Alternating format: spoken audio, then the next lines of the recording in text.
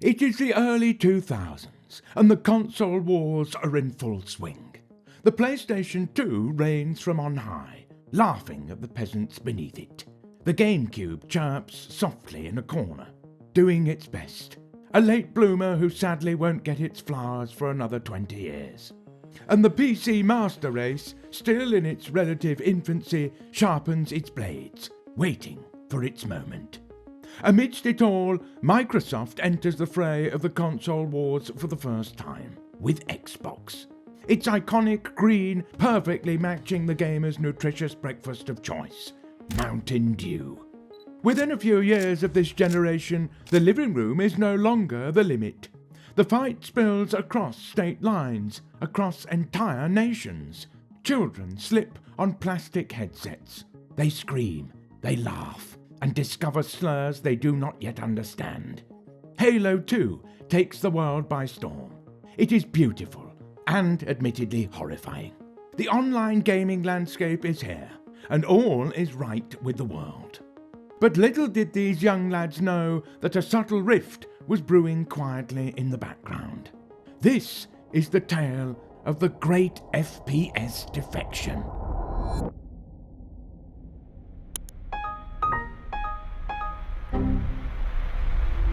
Hey, before we get into it, I just wanted to thank you all for your support for this channel. That's right, this is not an AI voice. Please like and subscribe if you're enjoying these videos. Show our team some love. We'd appreciate it. While Halo Combat Evolved was a rousing success on its own, it is Halo 2 that brings things to a new level. New weapons, new vehicles, and the aforementioned online play. Xbox Live becomes a third place of sorts. The sounds of successful double kills and whirring of banshees echo through all hours of the day and night. But this is just the beginning. 3 years later, in 2007, the fire spreads. On the shiny new Xbox 360, Halo 3 is brought into the world, and everything changes again. Enter custom games, entirely new community-driven ways to play. Survive the perilous hunt of a zombie in a fat kid. Avoid the lava pit in Monster Jam. Dodge the sniper in Duck Hunt. Infection, Griffball, Rocket Race, you name it. Players are welcome to mix and match game mechanics however they see fit, as they super bounce to their heart's content. Halo goes from your standard space shooter to a chaotic party game where anything is possible. No two lobbies are alike, and yet everyone is playing the same game. Entire suburbs gather, whether at Cody's house for a LAN party or in the comfort of their own homes on Xbox Live. You don't text your friends to ask what they're playing, you already know. You race home, drop your backpack. Your mom tells you to do your homework, but you ignore her. Because Weed Lover 06 is online. So is Ryan, so is Ethan, and the custom game lobby is already full. Friday nights become something of a ritual. For a moment it feels like it might last forever, but even now, in the shadows, a rival rises. Call of Duty 4 Modern Warfare appears shortly after. Tactical, gritty, more grown up. Where Halo offers energy swords in space, Modern Warfare offers AK-47s and UAVs. No sci-fi, no aliens. Just war. Human, messy, morally ambiguous war. And it is very compelling. It doesn't replace Halo, not yet anyway. However, it nestles beside it, waiting for its moment to strike and take over. But a fracture is beginning to form, no doubt. Halo lobbies, once filled to capacity, begin to see absences here and there. Ethan is too busy on Modern Warfare, I'm afraid, and Cody, he seems to switch back and forth. Unreliable he is.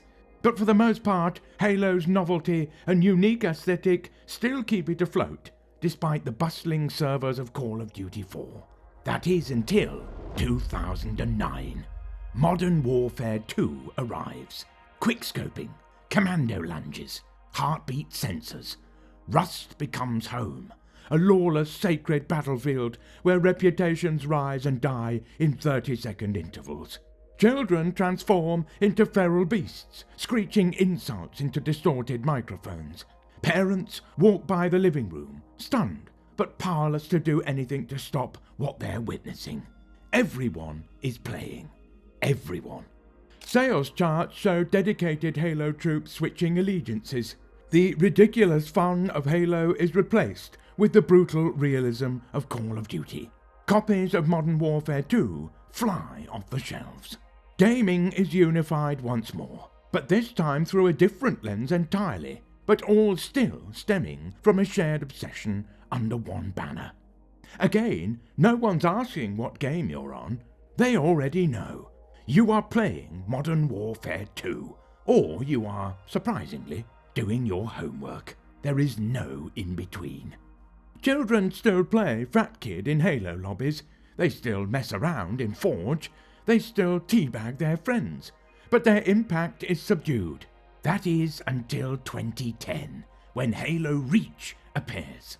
And my friends, it is beautiful. It is Bungie's final love letter. A game crafted with reverence and passion, and we feel it. It isn't said out loud, but somehow everyone knows. This is effectively the last one. The final unified experience of Halo. The last time everyone logs on without coordination or debate.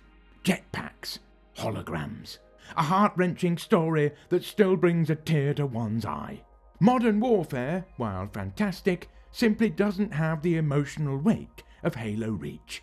A fitting sign-off from Bungie, passing the torch to 343 Industries and truly the end of an era for millions.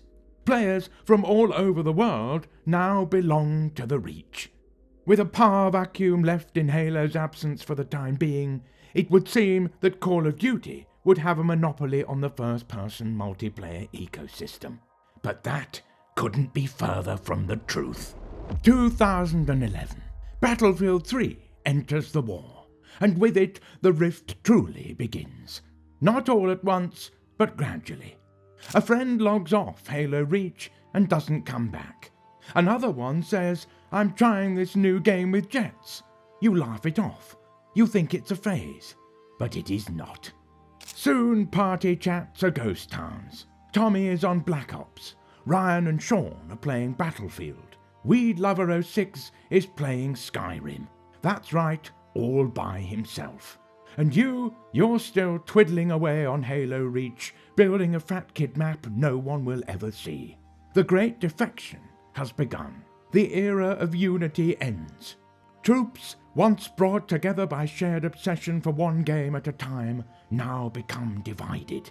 On one side, there is the loyalty to Call of Duty, to kill streaks, to quickscopes, to the grounded, down-to-earth beauty of Rust and Nuketown, where the only certainty is death.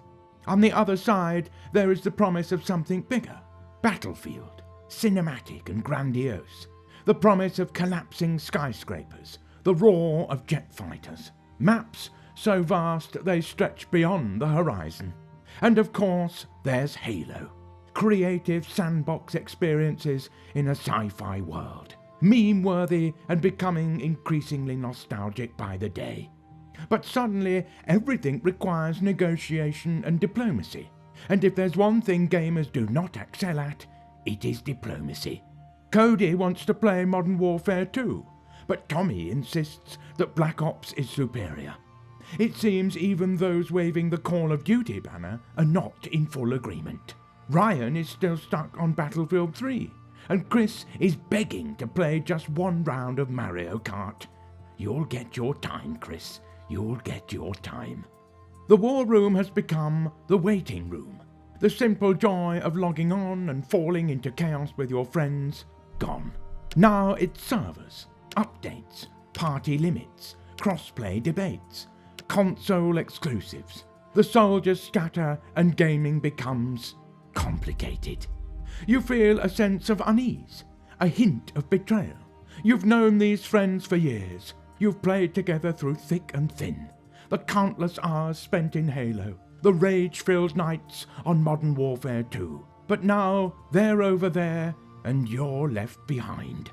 You still see them online, yes, but you can no longer share that common ground.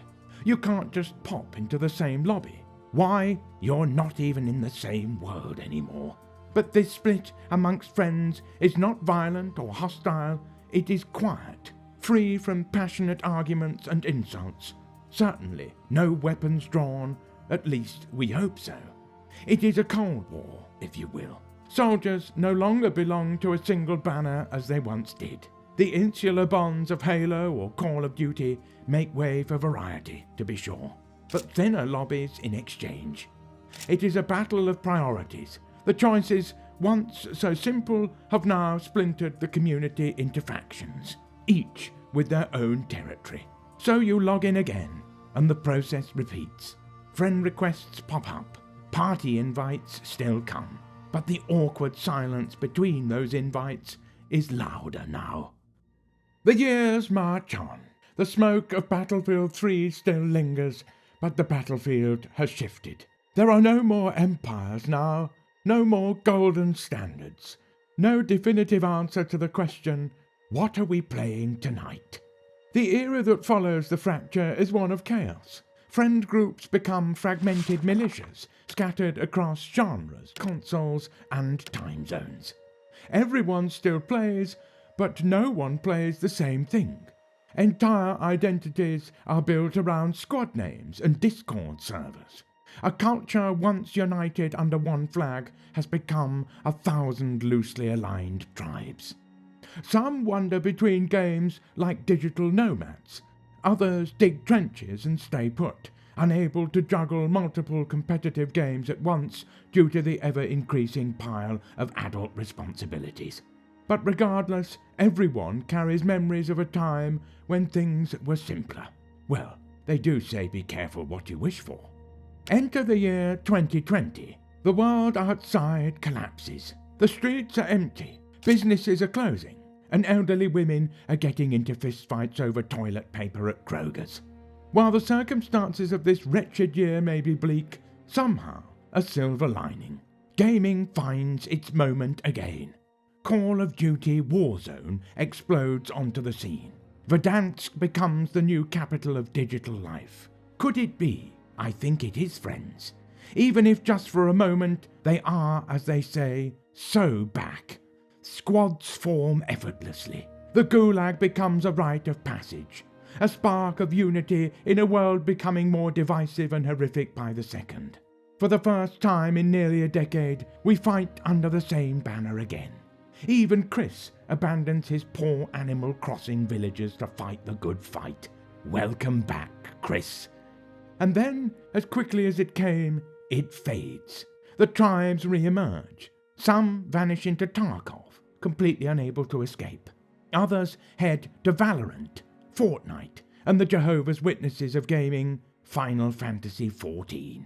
If you've ever met a Final Fantasy XIV player, it's likely they've tried to convert you as well. The list grows longer than the time we have to play all that is available to us. Bombastic AAA releases month after month, year after year. You'll start needing spreadsheets just to plan a night of gaming.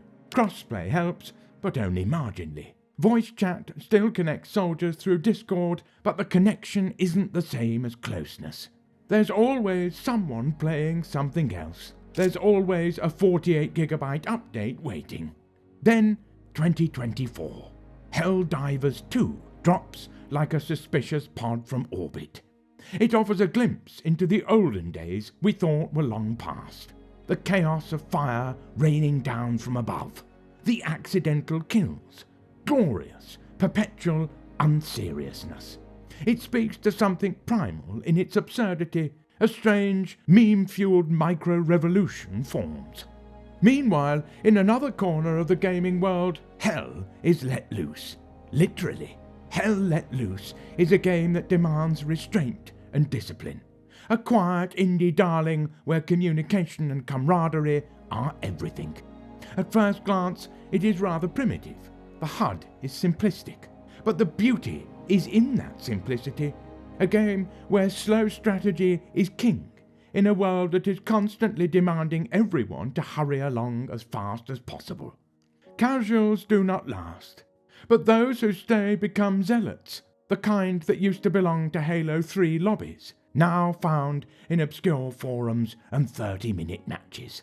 So, where do we find ourselves now in 2025? Well, the superpowers of first-person shooters remain. Call of Duty Black Ops 7 marches forward. Battlefield 6 raises its flag. Halo Infinity, well, it tried, I suppose. As we've mentioned, Halo Reach was the last one, wasn't it? Marketing floods every screen. The war drums beat again. You hear it subtly in Discord chats with the lads. There's hope in their voices, perhaps a smidge of desperation and nervousness. You see, quality control is not what it once was in the gaming sphere, and microtransactions and penny pinching abound in every genre imaginable. So Cody, as he hits that pre-order button, must wonder to himself, will it be good? Could this be the game of the prophecy? The game that makes us put down our flags and brings the squad back together again? You reinstall, you dust off your headset, you see familiar names light up. Weed Lover 06, XX Your Mom XX 94, Chocolate Thunder, and of course, Chris. They're still here, older but here. For a few nights it feels almost like old times. You laugh, you rage, you die stupidly.